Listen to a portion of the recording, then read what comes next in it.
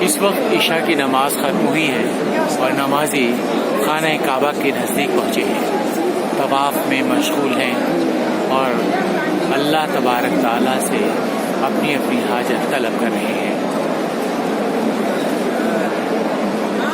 ایسا لگتا ہے مانو جنت کا نظارہ سامنے ہو۔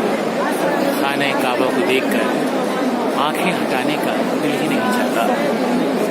یہی وجہ ہے کہ دنیا بھر کے تمام ملکوں سے ہر سال حج کے موقع پر لاکھوں زائرین یہاں پر آتے ہیں اور خانہ کعبہ کا طواف کر کے ثواب دارین حاصل کرتے ہیں۔